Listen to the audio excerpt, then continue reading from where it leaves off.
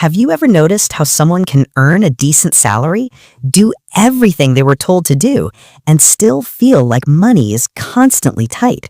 Not because they're reckless, not because they're irresponsible, but because, somehow, progress always feels just out of reach. This isn't about bad budgeting. It's about the game most people are unknowingly playing. Let's start with a very normal situation. Imagine a young professional in the US earning $70,000 a year, or someone in Europe earning the local equivalent after a few promotions. After taxes, that income might become roughly $4,200 a month. On paper, that sounds comfortable. Now reality steps in. Rent or mortgage takes $1,500. A car payment or public transport plus insurance takes $450. Student loans or other education debt take $300. Groceries, utilities, phone, internet, another $600. Credit card payments, $250. Subscriptions, small lifestyle upgrades, social spending, $400. Without doing anything extravagant, you're already near $3,500. What's left doesn't feel like building wealth. It feels like breathing room. So people do what seems logical. They try to earn more. A raise comes, maybe a new job. Income rises by $800 a month. And slowly, quietly, the lifestyle adjusts. A nicer apartment, a newer car, better vacations, more convenience. Within a year, the margin is gone again. This is where most people think they're failing. But they're not bad with money. They're playing the wrong game.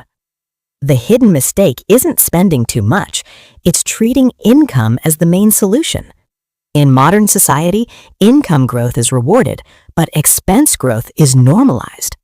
When your income rises, the system expects your life to expand with it. Better car, better location, better experiences. Not because you're shallow, but because status has quietly been tied to financial success. Now let's look at the math most people never slow down to do.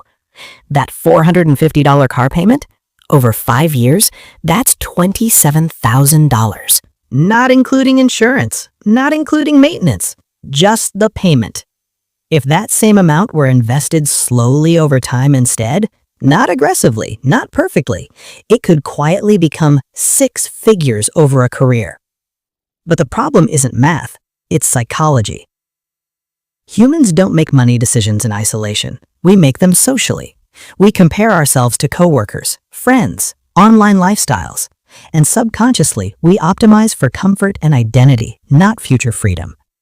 Debt feels normal because everyone has it. Monthly payments feel harmless because they're small individually, and progress feels real because life looks better on the surface. But wealth doesn't grow on the surface. It grows in the gap between what you earn and what you could spend, but choose not to.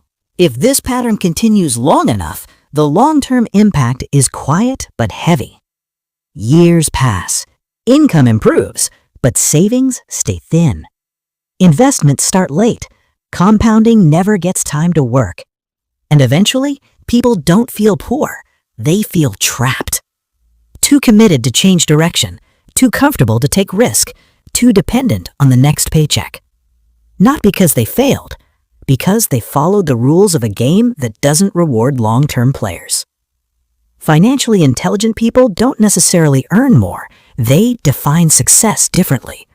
They don't ask, what can I afford monthly? They ask, what future am I locking myself into?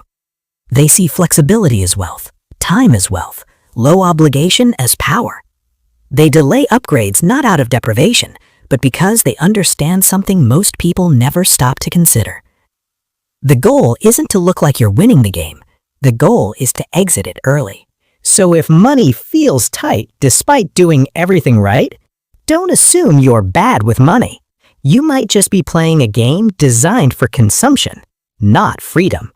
And awareness, calmly applied over time, changes everything. If this perspective helped you see money a little more clearly, consider subscribing. No hype, just thinking better about how money actually works.